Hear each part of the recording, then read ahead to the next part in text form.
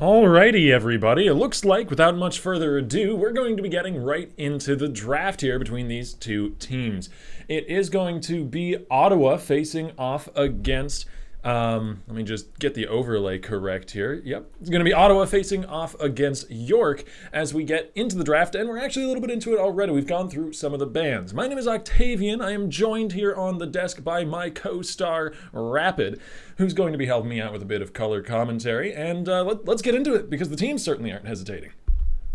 Absolutely. So this is still going to be on the 3 bands per team system. If you guys are watching some of the major leagues around the world, we'll be moving to the 5-band system as soon as it does hit the live servers a little bit later on. We'll have more announcements about that. But for now, just 3 bands per side, which means if you're used to seeing a bunch of champions band out in competitive play around the world, now there's actually a whole lot more left open. So that's actually really cool because you get to see some of the champions that you don't normally in competitive play. But we do still see some common names on the ban list, things like that. Camille taken out of the way, but Rengar as well. Let's go ahead and get right into which champions are actually going to be picked. The LeBlanc first off. You guys have been watching LCK. It's been going off over there, so definitely want to highly prioritize that. And Lee Sin, while not just that pick champion to win games kind of idea, when it's in the hands of an expert, in this case it will be for York, that's actually going to be a big power pick for them. Yeah, Lee Sin really, except for a few brief, very dark moments in League of Legends history,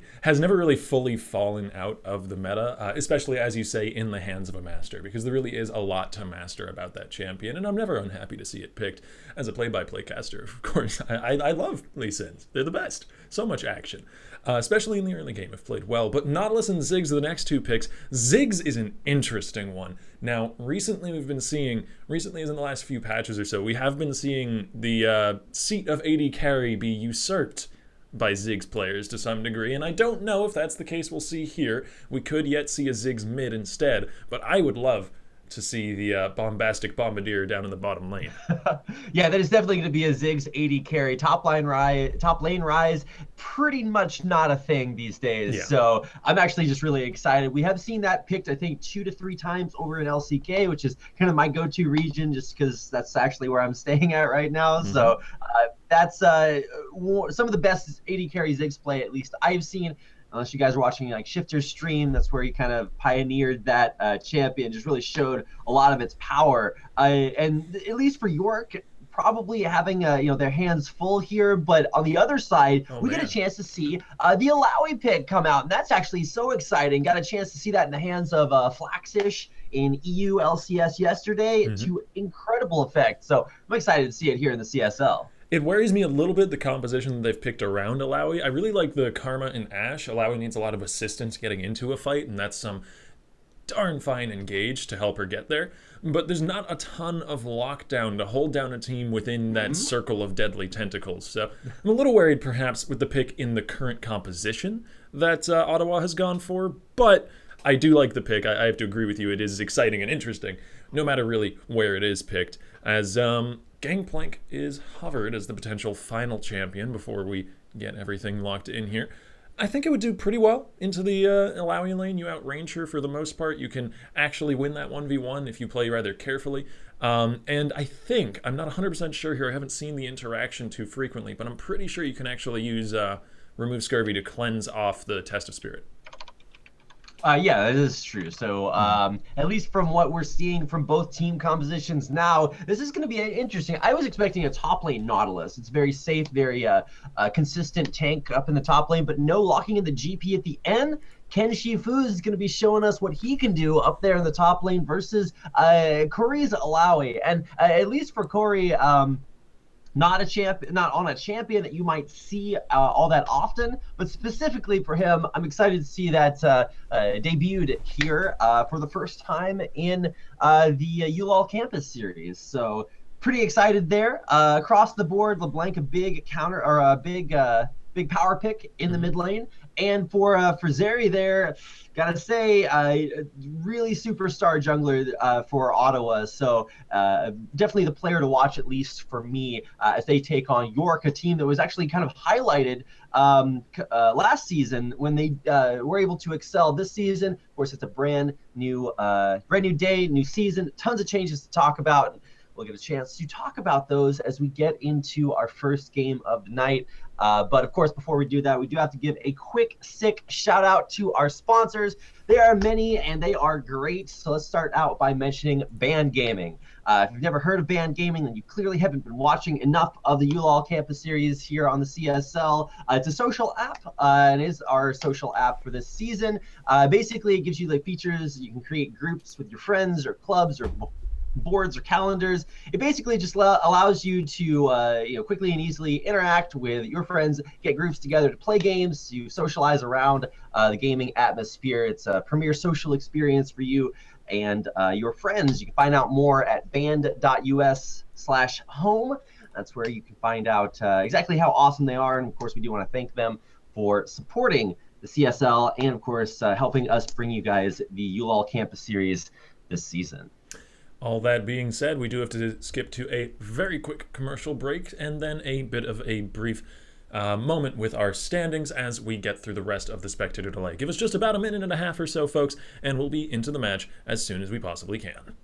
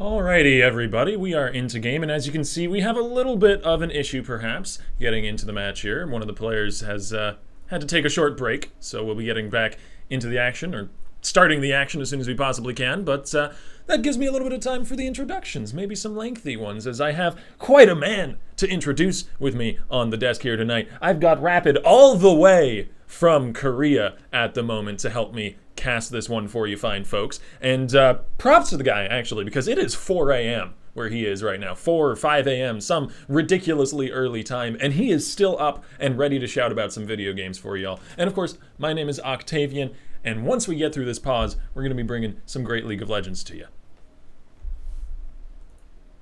I do have Rapid, right? Rapid? Buddy? Oh no. Oh no. Rapid is gone. Give me just a sec. I'll get Rapid on the mic. And that'll give us some time to get through the pause at the very least.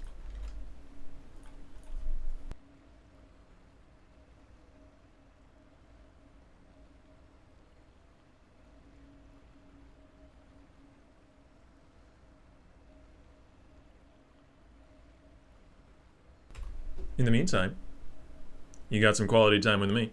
How's everybody doing today? I hope we're all doing quite well. I have got Rapid in just a few moments here. Had a little bit of an issue with his mic. He's fixing it up right now for us. But yeah, I can go over perhaps some of these teams, some of these rosters, some of these champions. But I think it's probably better to save that info for later. And we're just going to go to a little bit of a wait screen while we get through the pause. And give us just a few moments, folks. You can continue listening to that wonderful music that was backing so nicely our wait screen. And we'll be right back. Oh, well, give us just a few moments anyways.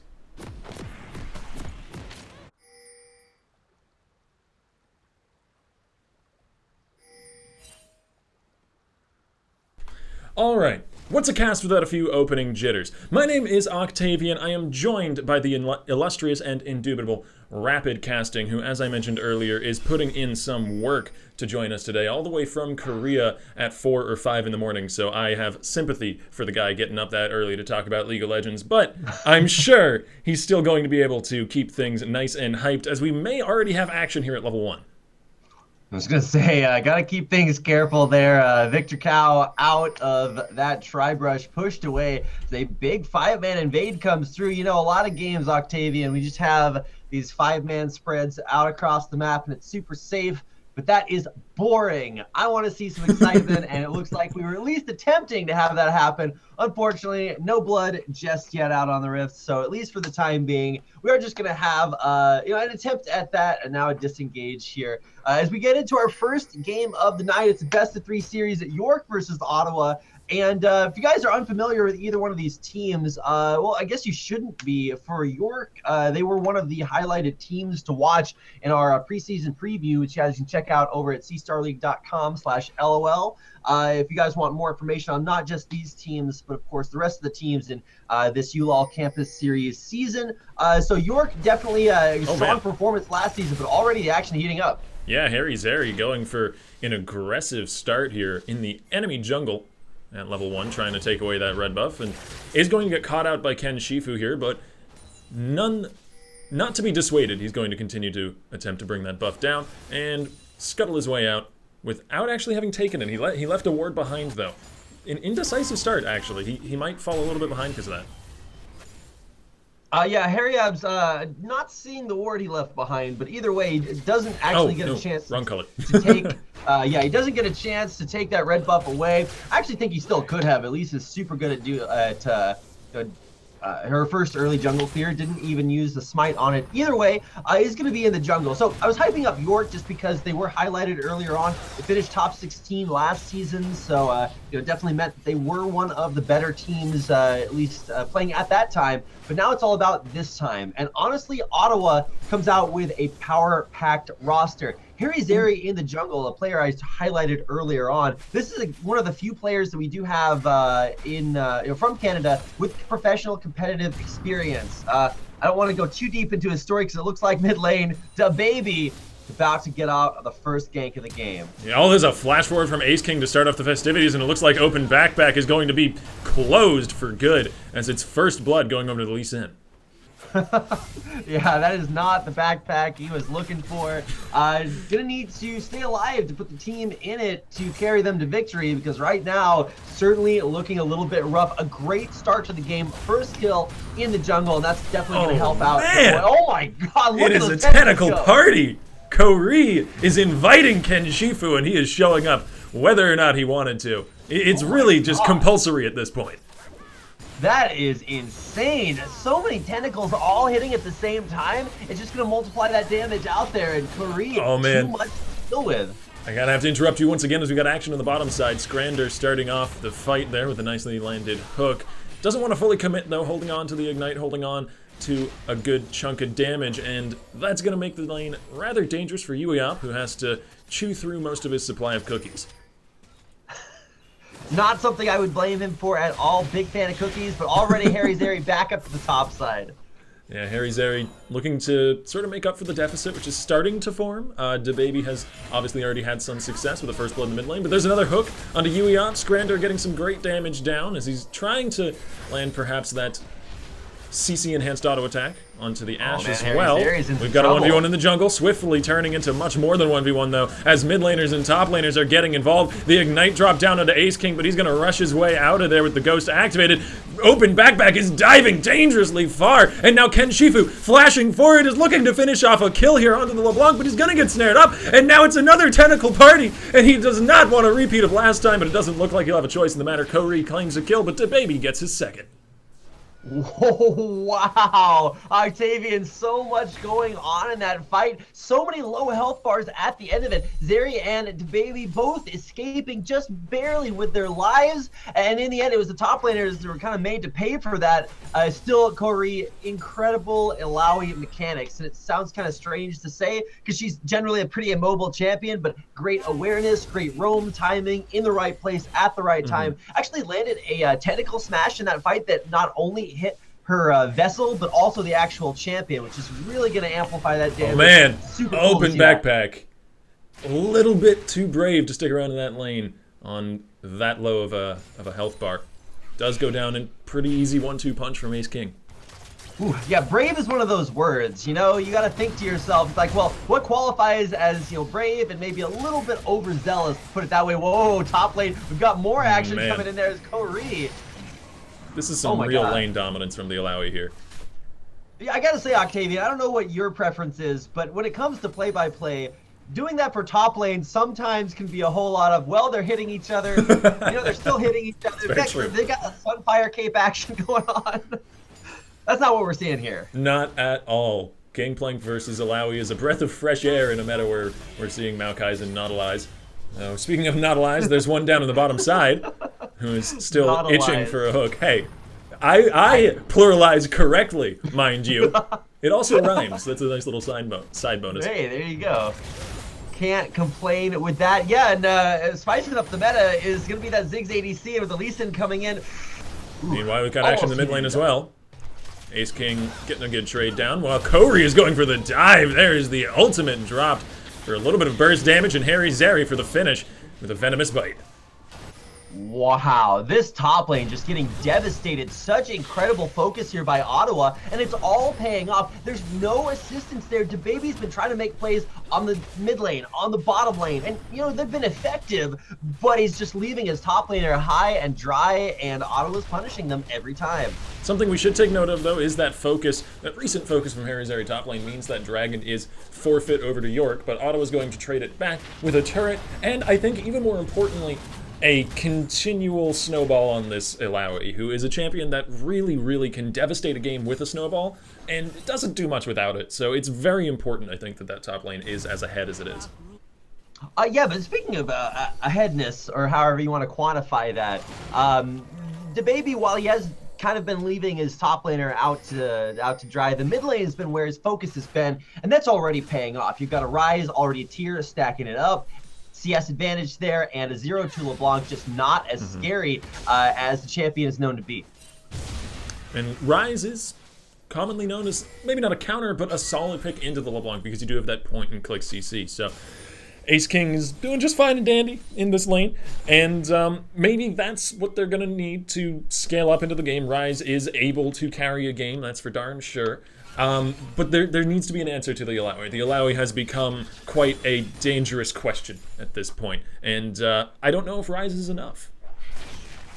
Yeah, also nice to see the Ionian Boots of Lucidity picked up so early on. Sometimes Ryzes can kind of, you know, tunnel on getting, you know, the Morellonomicon as their second item, or even just like Rod of Ages, just super early. But this time going for the early cooldown reduction, pretty sick. Really nice cocoon from Harry Zeri. He casted that as the animation for the Dragon's Rage was coming out from DaBaby, and it actually did just by itself save his life, because there was still a Sonic Wave on him, and that could have been followed up with a Resonating Strike over the wall, but the stun lasted just long enough to save Harry Zeri's life.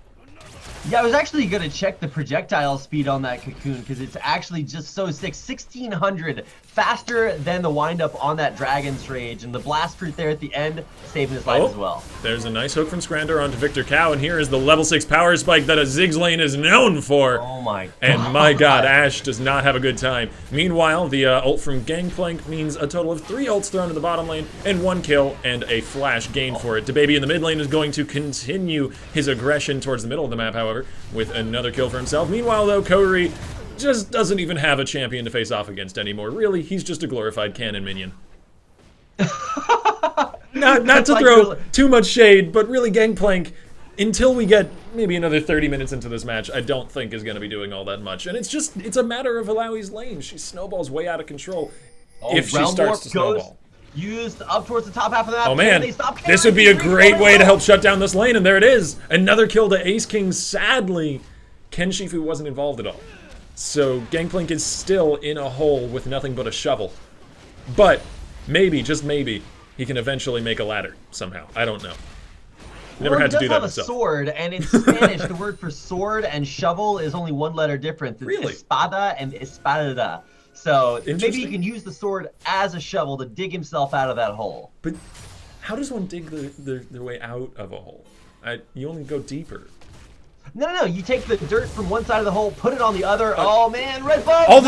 All this logistics aside, DaBaby is getting pushed out of his jungle by Harry Zeri, but he's got some backup, and it is fierce. Flash forward from upping back though. The auto and the ignite, just for good measure, does get the shutdown, and a pretty important shutdown at that, helping the LeBlanc back into this game. But I think those double buffs may be transferred once again. LeBlanc is a hard to stick to target. Makes her way over the wall as Kouri continues to push top lane. That's a story that I don't think is going to have an ending anytime soon. Man, actually, as far as like pre-game analysis, and while analysis is important, you have to make sure that it's on point. So I was predicting Zeri was going to have, dominance in the jungle. On the other side, it's DaBaby. Top lane, that's where most of the damage is being done, as Kouri is just spanking that Gangplank all over the rift. And bottom lane, with that turret finally getting executed there by Ziggs, AD carry, there's so much craziness all over the map. It just looks to be mostly in York's favor. Oh, nicely timed ulti from Kouri did actually avoid the knockback from Dragon's Rage, but DaBaby just has too much raw damage at this point, didn't even need the CC. And nicely finished off a kill there. Victor Cow getting ultied in the bottom side. Kouri going to be tossing his into the ring as well, and this is the strength of the Ziggs lane. Once those ult cooldowns are available, if you've got something like a Nautilus or like a Leona or like these hard engage ult-focused supports, you can do so much work. Wow, yeah, especially like you said, so many ultimates consistently being utilized towards the bottom half of the map. Ken Shifu running away. He does have the removed Scurvy, but there's, again, just a little too much damage from this jungler, and Ken Shifu has to flash over the wall. Harry Zeri, though, is continuing the chase on all 8 legs. Flash forward for the finish. I don't know if that's worth it, though. He goes down, and that's a 1-for-1 I'm sure Ken Shifu is happy to take. Oh, definitely. Yeah, Ken Shifu needs all the help he can get to get back into this game. He's not back in it yet. We'll see if he can continue to make his way in that direction. Open backpack's got to be careful. DaBaby's so strong, so scary, and definitely in the process of carrying the rest of his team to victory, but Backpack wants to try to stop him. Yeah, and he may get what he wants, but Ace King is coming from around the corner, acting as a bodyguard there for his jungler. Meanwhile, top lane, we've got, I think, something that's a bit long overdue. Gangplank getting a bit of breathing space out of this lane, and Kouri getting chased out by the duo. Wow, and this is the difference between, carries and players that are good in lane. When you can carry a game, that means you not only know how to get your advantage, but then you snowball that. If you're just good in lane phase, I mean, I can't count the number of times I've seen, Riven go 5-0 in lane phase and then die 5 times after that. This Alawi, great at maybe abusing the 1v1, maybe great at AoE team fights, but not good at escaping from being overextended and continually walking too far forward, getting picked off. And now Kouri's 3 and 4, whereas DaBaby has consistently been assisting his team and coming out with some... Oh man, and Ken Shifu may even have this 1v1 with Victor Cow. He does have the ulti, but removes Scurvy. Neatly removes that, and Victor Cow is gonna get hunted down, but the heal comes out. There's Ken Shifu with the killing spree and a little bit of assistance from his jungler. Meanwhile, in the mid lane, Scrandor and Shake are still searching around the map for some more kills. A little bit of help from Ace King as he warps his way in through realms. That's a hard sentence to say. And DeBaby looks to steal away a red. You just do what the EU LCS casters do and call it a party portal. Everybody's just piling on in, Oh, that's nice. trying to That's get the alliterative. reaction. I like it. Yep, got a big fan of alliteration. Actually, that's consonants because it's Wait, is it consonants? I don't even remember.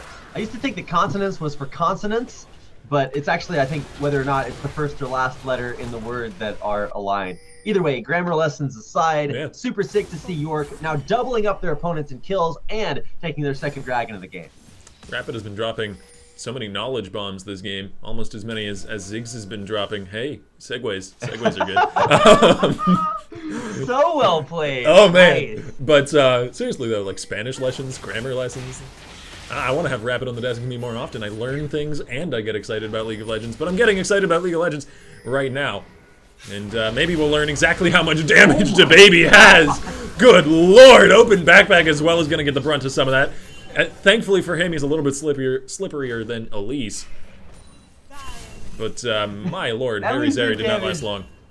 Needs to be kept in check. You gotta be responsible. You know, with the great power comes great responsibility, and DeBaby's been putting it to use all over Summoner's Rift. You know, most AD carries, at least in the current meta, and with all the memes that you make about, you know, the weakness or strength thereof. When it comes to Ziggs, man, he just is not afraid of anything. Walks into lane against the player on the enemy team that has the most kills, top lane Alawi, and just doesn't care. Not only does he know he's individually strong, he's got the team there to back him up. And Corey started out the game dominating his lane, and since then has had some struggles, can't deal with the 1v3, no help from the rest of his team. He's going to lose his turret. Yeah, and we do have an engagement here in the mid lane, though, and as I was talking about with Ashe, Karma, and Elise, engagements are going to be pretty easy to pull off, and they do manage to claim 1 kill onto Ace King, but we'll see whether or not they can translate that into anything further. Yeah, very well played there. Ashe arrow right literally on point, and it's able to come in there, take out the enemy mid laner. And now maybe this is Ottawa's turn to try to get something back. They have taken 1 turret, but there's still a little bit of light on the objectives. This is going to mean a lot if they can push this mid lane turret down. Cocoon on some Nautilus, maybe not the correct target, as Gangplank ulti comes down to clean out the minion wave. And it does so very neatly. Ziggs as well, kind of difficult to push into, and it looks like this turret's barely even going to take a scratch. A hook on the Kouri as his team is backing off away from him, but there's the flash in after the ulti. Oh man, DeBaby took quite a few tentacles to the face. Kouri claims the kill onto Scrandor, who is vesselized in the back of the fight. And that's going to be a nice turnaround for Ottawa.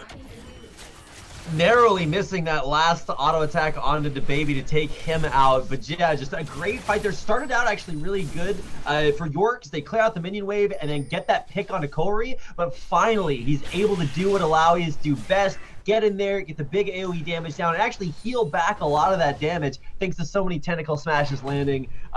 Starting to maybe see some overcommitment, some irresponsibility there on York that could give Ottawa a little bit of a foothold to claw their way back into this game. Yeah, and Ottawa really aren't so irreparably far behind that they can be counted out at this point. They've got the strength of a mid-game Alawi who's got that Black Cleaver completed, and they've got a really, really solid set of engagement tools to make that Alawi shine. The only problem is that they've started to sort of fall behind in these laning phases, and DeBaby is still a powerhouse. 6-1 and 2. They've got to respect Lee Sin, at least for maybe the next 10 minutes of the game until he starts to fall off a bit. Harry Zeri, though, not really respecting the darkness of the enemy jungle, is going to get caught out face-checking into the wrong bush. Ooh, yeah, famous last words. I was just warding. So gotta be careful about that. Get some team play on when you go up to face-check the dark woods. And he's going to go down, so that's going to be a 4-on-5 for the time being. And even less than that, because Corey is all the way down on the bottom half of the map. The big impending push by York up the mid lane. Teleport, actually, being pulled to defend this turret here. As Corey warps in from the bottom lane. I'm actually kind of confused about that. There's a perfect flank ward behind York in the side of the mid lane brush, so probably should have gone for that and then gone for the counter engage, but you know, given that Zeri had been picked off, probably don't want to pick a fight when you're a man down. Yeah, and especially when it's one of your like more important team fighting tools. The Cocoon is so incredibly valuable because they don't really actually have a ton of hard CC. It's basically Ashe Arrow and Cocoon at this point. So I feel like if either of those tools are out of their toolbox, a tool fight is going to be very, very difficult for them to win. It's like you go into the hardware store, it's like, all right, I'm going to use the giant wrench, and then this other guy picks up a giant shovel. There we are back at shovels again somehow. But it's all about the hardware that you're using to pick your fights. And currently, I mean, York have dominated. It's no surprise when you look at things like mid lane, Rise up about 50 CS in that matchup. Bottom lane, the scoreline, Chike is 80 carry Ziggs, new to the meta, but dominating with it. He's up about 30 CS. He's got a great scoreline. Oh, now, man. DaBaby, who's been strong all game long. That would have been an easy kill for DaBaby. And it's an easy kill for Chike! Oh my god, the semi-global and global ultimates coming in and force an Ace King there for the cleanup on the support. This is a secondary turret and a nice series of picks for the side of York. Does it matter though if they kill Ken Shifu again? I feel like they don't understand that the point of League of Legends isn't to kill pirates, it's to kill turrets. And it seems like York understand that very, very well. Well, yeah, I mean, turrets do not respawn like champions do. There have been games where they do. Bye-bye. This is not one of them. Open backpack is gone, and now an inhibitor will possibly be gone. No, they're going to back away. It's overreaching a bit too much. Swing and a miss on the arrow, but the message is sent. Time to get out of there. Don't want to overextend and lose this big advantage, but I got to highlight the difference. We saw two plays being made. Ken Shifu goes down, but that's Ottawa committing to killing the weakest member on York's team. On the other side, you saw perfectly coordinated semi-global ultimates all at the same place at the same time, incredibly well played and coordinated. That's so difficult to have in a team of college students here in the ULoL campus series. I gotta say, just York impressing so far. Yeah, and after something of a less than stellar start in a few of the lanes, like they haven't been dominating the whole game, but now it really it doesn't look like that. It looks like they've been dominating the whole time, like they never missed a beat. And that, to me, is more impressive than a team that wins all their lanes and then wins the game. Harry Zeri almost going down. If he had been in the center of that blast, he would have died. But Cheke showing off exactly how much damage can be done with the somewhat off-meta nowadays AP carry bottom lane Ziggs. Wow, Harry Zeri actually almost going down there to the Raptor camp. You gotta be careful as an incredibly high damage camp. If I had to count the number of times that I died to the new Raptor camp when it was first out there, when it was super buffed, that would be a very high number. Just because sometimes you don't respect the damage. Zeri, no executions on him yet this game, but he's got to work on getting his executions up on enemy champions. Just because, I mean, DaBaby, that's what he's been doing all game long. Yeah, and DaBaby really is the sort of beacon of light behind which we've seen York rally this game. He is such a presence, and will continue to be a presence, I'd say, for another like 8 to 10 minutes. But as Lee Sin does fall off, I think York is going to have to come up with some different, more inventive solutions to some of their problems, which maybe come in the form of their two AP carries, Ziggs and Rise, who have both been popping off of late. As the lingo goes, am I hip to the kids yet? There's a hook onto open backpack, however, and Cheke providing all the damage that is needed for DaBaby to finish the kill. Realm Warp now for the potential flank as the party portal brings in 4 members, and Yuiop is just gone in less than a moment. Flash forward from DaBaby, they are continuing the chase here into Victor Cow. This is relentless, this is ruthless from York as they hunt their enemies down. Wow, yeah, I did not expect, or at least Ottawa did not expect so many champions to come through that realm warp, and even Corey going okay, this is a little dangerous to dive an Alawi under inhibitor turret, but I think they have it indeed. Scrander gets the kill, trades his life for it, but that is pretty much all of what little power remained, for Ottawa. Gone. And inhibitors are likely going to go down here. Yeah, or maybe not, they're backing away. They're backing away. Yeah, you gotta respect the LeBlanc presence. Unfortunately, I was just a fake ult being used there. I really do like that change to Mimic. It allows a lot more sort of scare potential, and it is enough to push York back for now. Ottawa still trying to assail that mid lane turret. They haven't been able to take it just yet, but I mean, where does their hope lie? They're getting dangerously close to that Baron, which I always hate to see when teams try to use that as a comeback Baron mechanic. Yeah. Yeah. Not gonna go for it just yet. Waiting for some picks in the jungle. See if they can grab anyone. they are in a good position to catch somebody out, but these targets aren't really the ones they're looking for. It's the still rather weak Gangplank and the tanky as all get up Nautilus. Gangplank may be the one to go down as Ken Shifu. Actually, no, he gets a shield on the way out. He'll be just fine, at least for now. Kouri in the backline's doing some work. His open backpack manages to finally finish off that one kill, but so many resources were thrown into the admittedly still rather weak Gangplank. Realm Warp canceled out there, though. And a turret does fall to the minions. That's something of a benefit, but so much was spent by Ottawa and so little was gained.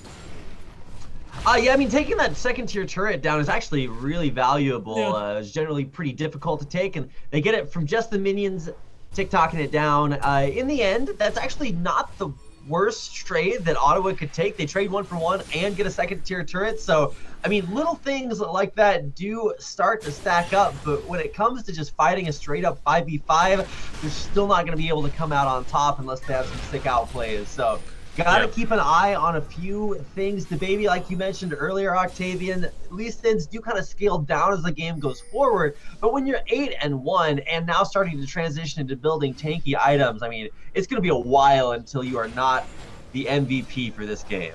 Yeah, especially considering that the main thing that Lee Sin has difficulty with moving into the later game is a tanky front line. He really just can't affect that at all, and there really isn't one of those for the side of Ottawa. So he's got a lot of great targets to leap onto to kick back into his team, who I'm sure will be ready and waiting with open jaws and fused bombs to blow him up.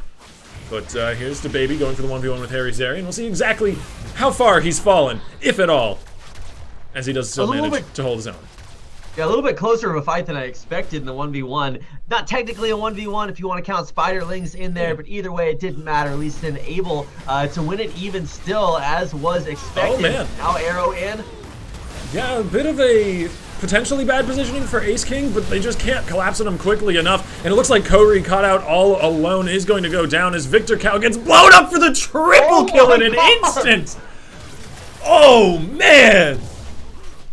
The AoE damage from Chake. That is insanity. This is Zig's 80 carry, guys. If you haven't seen it, now you know. Chake absolutely dominating on this pick. Triple kills with Mega Inferno Bombs. Ziggs is popping off, and he's gonna be able to just like destroy these turrets like none other. Both of them will fall, and in the end, it's gonna be a 26.5-minute victory here, as University of Ottawa just tried to keep it going early on. But in the end, it is York that will take game number 1 in our best of 3 series. And a very decisive take at that. But we are going to be getting into our next games very shortly. Don't go anywhere, everybody. Just give us just a few minutes to get the players all ready and sorted to go, and we will be right back.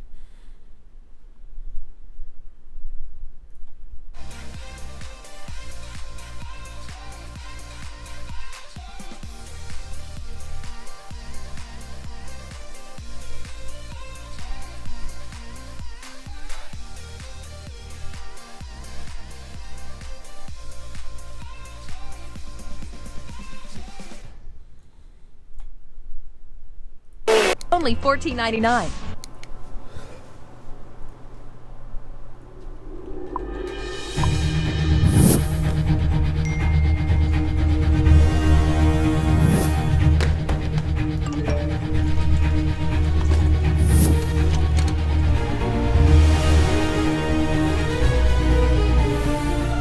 Don't miss the call.